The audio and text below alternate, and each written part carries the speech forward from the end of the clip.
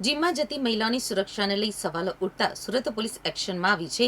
જીમમાં આવતી મહિલાઓને પ્રેમજાળમાં ફસાવી બ્લેકમેલ કરાતી ફરિયાદો ઉઠતા સુરત પોલીસે જીમ સંચાલકો સાથે બેઠક યોજી સૂચના આપી હતી.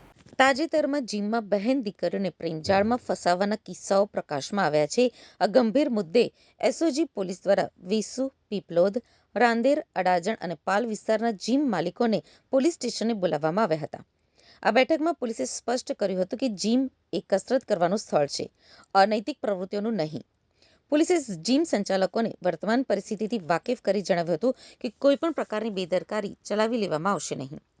ડીસીપી રાજદીપસિંહ નકુમે સૂચના આપી છે કે જીમમાં કોઈપણ ટ્રેનરને રાખતા પહેલા તેનું સંપૂર્ણ સ્કેનિંગ કરવું અનિવાર્ય છે. ટ્રેનરનું ભૂતકાળ, કેરેક્ટર કેવું છે, તે ક્યાંથી આવે છે અને તેની વર્તણૂક કેવી છે, તેની ખરાઈ કર્યા બાદ જ તેને નોકરી ઉપર રાખવા. ટ્રેનરોની પ્રોફાઇલ અને દસ્તાવેજોની ચકાસણીમાં કોઈ જ કચાશ રાખનાર જીમ સંચાલકો સામે કડક પગલાં લેવાની ચીમકી પણ ઉચ્ચારવામાં આવી હતી.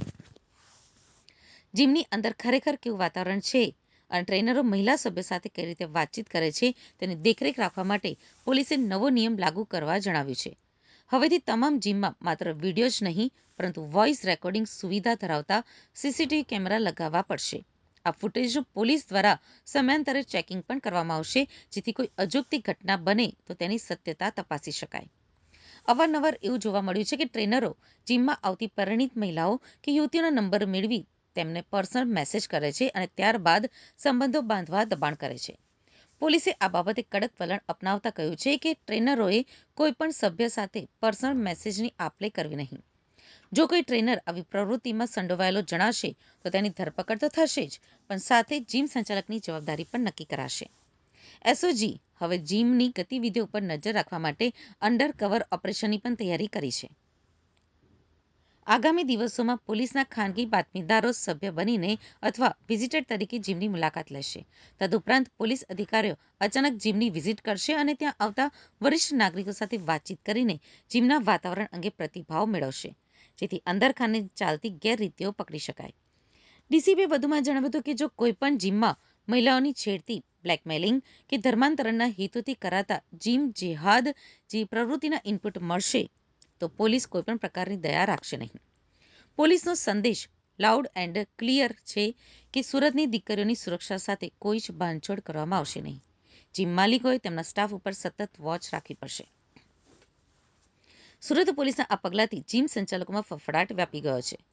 પોલીસનું માનવું છે કે જીમમાં આવતી મહિલાઓ સુરક્ષિત વાતાવરણમાં કસરત કરી શકે તે સુનિશ્ચિત કરવું એ પોલીસની પ્રાથમિકતા છે. જો કોઈ મહિલાને જીમમાં કોઈ ટ્રેનર દ્વારા પરેશાન કરવામાં આવતી હોય તો તેઓ તુરંત પોલીસનો સંપર્ક કરી શકે છે. પોલીસ હવે દરેક જીમના ડેટાબેઝ અને ત્યાંના સ્ટાફની વિગતો ઓનલાઈન મેન્ટેન કરવાની દિશામાં પણ વિચારી રહી છે.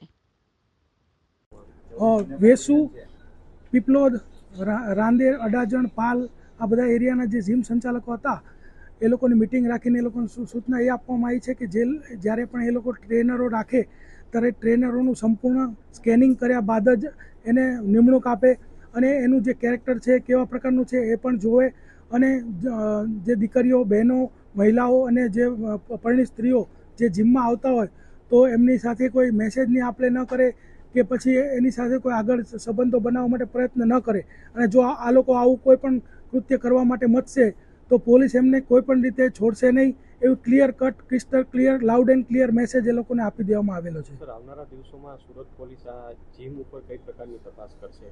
આવનારા દિવસોમાં એ લોકોને અત્યારે સૂચના આપી છે કે જે ઓડિબલ વોઇસવાળા કેમેરા નખાવવાના અને એનું આપણે ટાઈમ ટુ ટાઈમ એનું ફૂટેજ આપણે મેળવશું જે પણ જીમનું આપણને કંઈ પણ ફરિયાદ આવશે તો.